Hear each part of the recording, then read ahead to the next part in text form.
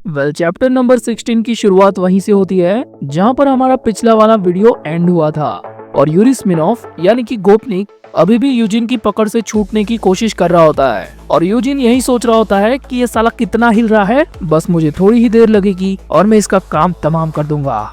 लेकिन तभी गोपनीक अपने बैट की हैंडल की उल्टी साइड से यूजिन की कोहनी पर मारता है और अपने आप को यूजिन की पकड़ से छुड़वा भी लेता है। अब तुझे दिखाता हूँ साले कि आखिर मैं चीज क्या हूँ। और ऐसा बोलकर वो यूजिन पर एक और जोरदार अटैक करता है, लेकिन यूजिन पानी के अंदर जाकर उस अटैक से भी बच जाता है और पूल के दूसरे साइड से निकलकर वो सांस लेता है और यही सोच रहा होता है कि अगर इसका एक भी वार मुझ पर लग गया तो मेरी हालत तो खराब हो जाएगी। लेकिन तभी यूजिन के साथ साथ हम भी देखते हैं कि यूरी फ्लोटिंग रोप पर मस्त बैलेंस बना के बैठ गया है। आज मैं तुझे मारने वाला हूँ चूहे, चाहे कुछ भी हो जाए।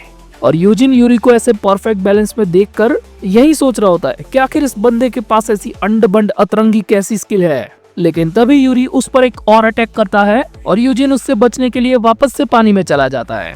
ओए ओए, कब तक तू साले पानी के अंदर रहेगा? हाँ चल मैं भी देखता हूँ कि आखिर तू कब तक वहाँ पर अपनी तशरीफ टिकाता है। और यूजिन भाई डर के मारे सांस लेने के लिए पूल के आगे की तरफ तैरने लगता है और ऊपर गोपनीक फ्लोटिंग रोप पर दौड़ते हुए उसी को फॉलो कर रहा होता है। और पानी के अंदर यूजिन की सांस धीरे धीरे फूल रही होती है और उसे ये चीज अच्छे से पता होती है कि अगर वो पानी से बाहर निकलेगा तो गोपनीक बस अपने एक ही अटैक में उसको खत्म कर देगा। लेकिन तभी उसकी नजर पड़ती है फ्लोटिंग रोप के ऊपर और गोपनीक ऊपर से कहता है, अबे चूहे कहीं के साले 2 मिनट से ऊपर हो गया है और अभी भी तू सांस रोके हुए अंदर तैर रहा है, क्या कमाल की बात है। अबे ऊपर आना, मैं तुझे और एक कमाल दिखाता हूँ। लेकिन यूजिन पानी में तैरते हुए वापस से उससे दूर जा रहा होता है तो गोपनीक भी उसके पीछे जाने के लिए एक से दूसरी फ्लोटिंग रोप पर जंप करता है। लेकिन हम देखते हैं कि यूजिन ने अपने छोटे चाकू से दूसरी वाली फ्लोटिंग रोप को काट दिया होता है और गोपनीक चौंकता हुआ पानी के अंदर जाकर गिरता है। और तभी यूजिन पानी से बाहर निकलकर सांस ले लेता है और वापस से पानी में जाकर गोपनीक के साथ भिड़ने के लिए तैयार होता है। और दूसरी तरफ गोपनीक भी अपने बैट से यूजिन पर अटैक करने के लिए रेडी होता है। और हमें ऑथर के थ्रू बताया जाता है कि पानी के अंदर की लड़ाई बाकी लड़ाइयों से अलग होती है क्योंकि पानी प्रतिरोधक होता है और इसी वजह से इस फाइट के अंदर बड़ी चीजों से अटैक करना अपने ही पैर पर कुल्हाड़ी मारने जैसा है। और होता बिल्कुल वैसा ही है। एक तरफ यूजिन अपने हाथ में चाकू लेकर उस कटी हुई फ्लोटिंग रोप को अपने हाथ में लेकर आगे बढ़ रहा होता है और यूरी उस पर बैट से अटैक करता है। लेकिन वो अटैक पानी के अंदर इतना धीमा हो जाता है कि यूजिन उसको आराम से प्रिडिक्ट करते हुए यूरी के ऊपर से तैरकर निकल लेता है और यूरी के गले में बांध देता है उसी फ्लोटिंग रोप की रस्सी को और पानी के अंदर डुबा डुबा कर उसका कुत्ता बना देता है। एंड देन हम देखते हैं कि पानी थोड़ी देर के लिए शांत हो गया है और अचानक से वहाँ से यूजिन बाहर निकलता है, यानी कि छोटे यूजिन ने गोपनीक का काम 25 कर दिया होता है। और वो बाहर निकलते हुए यही कह रहा होता है, कभी भी किसी को उसके साइज के ऊपर जज नहीं करना चाहिए साले, तू तो मुझसे भी ज्यादा बच्चा निकला। यहाँ से सीन शिफ्ट होता है और हम देखते हैं रैचल को जो मैरी को बचाते हुए कुछ भाड़े के टट्टुओं से निपट रही होती है। यानी कि ये सारी चीजें एक ही टाइम पे चल रही है, मतलब कि शॉन डिमिट्री से जिस टाइम पे लड़ रहा था उसी टाइम पर यूजिन गोपनीक से लड़ता है और उसी टाइम पर रैचल भी मैरी को बचाते हुए भाग रही होती है। रैचल घायल होने के बावजूद भी काफी सारे बंदों को डाउन कर देती है और मैरी अपनी फटेहाल हालत में रैचल से ये पूछ रही होती है कि रैचल क्या तुम ठीक हो? अब लगता है कि सिचुएशन हमारे हाथ से निकल चुकी है और हमें यहाँ से पीछे हटना होगा। नहीं, हम इनसे निपटेंगे और इन्हें मार मार कर नरक में भेजेंगे जैसा कि हमें ऑर्डर मिला था। और ये मत भूलो कि शॉन भी अकेला डिमिट्री के साथ लड़ रहा है और उसके मुकाबले ये लोग तो कुछ भी नहीं है। हम इतनों को तो संभाल ही सकते हैं, लेकिन सच बताऊं तो मेरे पास ये गोलियों की आखिरी मैगजीन ही बची है। लेकिन डेड मेंशन के ऑर्डर हमारे लिए सब कुछ है, तो हम यहाँ पर मरते दम तक कोशिश करेंगे। और रैचल की ये मोटिवेशन से भरी थोड़ी बातें सुनकर मैरी उससे फोन में देखते हुए कहती है, बेयरफुट के डिमिट्री और यूरी दोनों हमारे लिए अनएक्सपेक्टेड दुश्मन है। मैं अपने तरीके से कोशिश कर रही हूँ, मैं देखती हूँ काश मुझे कोई ऐसी इन्फॉर्मेशन मिल जाए जिससे हम उनसे लड़ सके। लेकिन रैचल मैरी से कहती है कि ऐसी गंदी बातें तुम्हें शोभा नहीं देती मैरी, तुम डेड मेंशन की प्रोडक्ट हो। लेकिन मैरी उसे बताती है कि वो जो भी हो, लेकिन असलियत में अभी हम इंजर्ड है। लेकिन तभी रेचल अपनी गन को तैयार करते हुए ये बोलती है कि मैरी, मुझे एक बात बताओ, जब हमने तुम्हें डिमिट्री से बचाया तब तुम होश में नहीं थी, लेकिन फिर भी मैं मान लेती हूँ कि डिमिट्री के बारे में तुम जानती हो, लेकिन उन लोगों के साथ यूरी नाम का एक और बंदा है, और वो भी बेयरफुट से, ये तुम्हें कैसे पता? और रेचल की ये बात सुनकर मैरी अपनी भोली शक्ल की चुप्पी तोड़ती है और हंस के ये कहती है, उप्स, सॉरी, लगता है मैं पकड़ी गई। यानी कि मैरी यहाँ पर आने से पहले ही एनिमीज की साइड से मिली हुई है और अपनी इंजरी का नाटक करके इन लोगों का पोपट काट रही है। क्यों और आखिर किस लिए मैरी? तुम डेड मेंशन के कंट्रोल में हो, तो आखिर तुम ऐसा कैसे कर सकती हो? जवाब दो मैरी, ये मेरा ऑर्डर है। हमने वो ढूंढ लिया रेचल, हमने अपना रास्ता ढूंढ लिया। मैं इस परेशानी से बहुत पहले से दूर होना चाहती थी।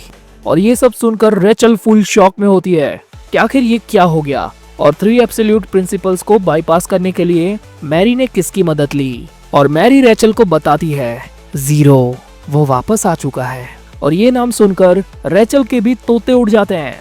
और इसी बात का फायदा उठाकर मैरी फटाक से रेचल की गन में से उस आखिरी मैगजीन को निकाल देती है। एंड तभी रेचल काफी ज्यादा गुस्से में मैरी पर अटैक करती है, लेकिन मैरी उसी मैगजीन को रेचल के ताजे घाव पर मारकर पीछे हट जाती है। लेकिन फिर भी रेचल मैरी से यही पूछ रही होती है कि आखिर तुम वो नाम कैसे जानती हो? लेकिन तभी रेचल के पीछे से कोई आकर उसे गन पॉइंट पे रोक लेता है। यहीं पर रुक जाइए मोहतरमा, आज के लिए आप कुछ ज्यादा ही तबाही मचा चुकी हो। और ऐसा बोलकर एक हट्टा कट्टा बंदा रेचल के सर को पीछे से पकड़कर उसे जमीन पर पटक देता है। और मैरी ये सारा तमाशा देख रही होती है, लेकिन वो कुछ भी नहीं करती। और तभी वहाँ पर एक भाड़े का टट्टू आकर मैरी से कहता है, आखिर इतनी सारी देर क्यों लगी तुम्हें ये काम करने में? हम कब से वेट कर रहे थे। माफ करना, थोड़ी देर हो गई, लेकिन मैंने अपना काम कर दिया। तो अब यहाँ का काम खत्म हो चुका है मेरे प्यारे अंकलों, अब दूसरी जगह पर जाओ और वहाँ का काम निपटाओ। हम शॉन को इतनी देर तक वेट नहीं करने दे सकते। और रेचल के बुरे तरीके से डाउन होने के साथ ये चैप्टर यहीं पर एंड हो जाता है।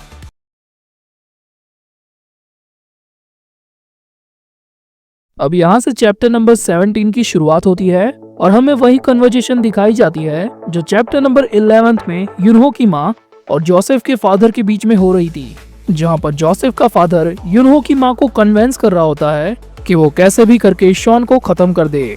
लेकिन यूनहो की माँ जोसेफ के फादर को जवाब देती है कि तुम पेरेंट्स कहलाने के लायक नहीं हो, और वो उसके सामने ही उस चाकू को दूर फेंक देती है। ये काफी ताज्जुब की बात है बुढ़िया, ना ही तो सेटलमेंट लेना चाहती है और ना ही बदला, और ऐसे हालातों में हाथ पर हाथ धर के बैठी रहने वाली तू अपने आप को एक पेरेंट कहती है।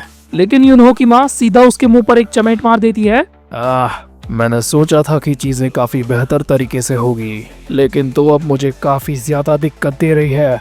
और तभी हम देखते हैं कि उस क्लासरूम का दरवाजा खोलकर वहाँ पर काफी सारे भाड़े के टट्टू आ जाते हैं और जोसेफ का बाप फिर आगे बोलता है, जैसा कि मैंने कहा, हर काम में एफिशिएंसी होनी चाहिए। यानी कि यूनहो की मॉम के साथ यहाँ पर कुछ गलत होने वाला है।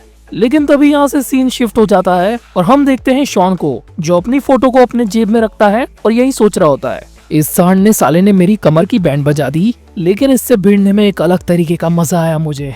आखिर कौन ही ये सोचेगा कि मैंने अपने प्रिंसिपल की ऑफिस में एक रशियन मर्सिनरी को पेला है। लेकिन ये सब सोचने के चक्कर में शॉन एक बात से अनजान होता है कि सीसीटीवी के थ्रू कब से उस पर नजर रखी जा रही है। और इस टाइम पे शॉन के दिमाग में यही बातें चल रही होती है कि आखिर ब्योंगवू कंस्ट्रक्शन वाले ऐसे नॉर्मल लोगों के हत्थे ये मर्सिनरी लोग कैसे लगे, क्योंकि ये हाई लेवल के मर्सिनरीज किसी सब्जी मंडी की सब्जियों की तरह थोड़ी ना बिकते हैं। और इतना सोचकर शॉन को समझ में आ जाता है कि भाई कुछ तो गड़बड़ है यहाँ पर, कि इतनी आसानी से ये लोग यहाँ तक नहीं पहुँच सकते, यानी कि कोई तो ऐसा है जो हम में से ही इनके साथ मिला हुआ है। और शॉन का ये शक बिल्कुल सही होता है, क्योंकि तभी तो हमने मैरी को 69 डिग्री पलटी मारते हुए देखा। शॉन रेचल के पास ऐसे भगते हुए जा ही रहा होता है कि तभी उसको बीच में कुछ भाड़े के टट्टू मिल जाते हैं जो हथियारों के साथ साथ बुलेट प्रूफ जैकेट से लैस होते हैं। यानी कि इन लोगों ने इंतजाम तो बढ़िया किया होता है।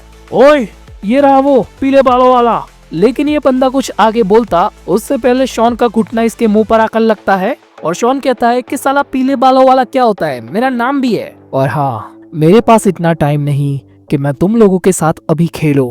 और ऐसा बोलते हुए शॉन ने तो 2-3 लोगों को निपटा दिया होता है और बचे हुए भाड़े के टट्टुओं में से एक शॉन के ऊपर गन फायर कर देता है, लेकिन शॉन ने काफी इजीली उसके साइड में खड़े बंदे को उसके सामने कर दिया होता है कि ले भाई तू इसको मार। और इसके बाद शॉन एक खतरनाक सी टेक्निक को यूज करता है जिसमें वो काफी तेजी के साथ उस गन वाले बंदे की तरफ जाता है और अपनी एल्बो स्ट्राइक के जरिए उस गन की डायरेक्शन को चेंज कर देता है। और शॉन की स्पीड यहाँ पर बिजली की तरह होती है और उसकी ताकत होती है बिल्कुल एक जंगली भालू की तरह। और अपनी इसी ताकत के साथ वो उस गन वाले बंदे के सर पे एक हैमर पंच मारता है और इस पंच का नाम होता है आयरन फिस्ट। मतलब शॉन के पास ऐसी कई ज्यादा टेक्निक और स्किल्स है जो उसने अभी तक शोकेस नहीं की है। और यहाँ से सीन शिफ्ट होता है और हम देखते हैं रेचल को, जिसको अभी अभी होश आया है और वो खुद को किसी चीज से बंधा हुआ पाती है।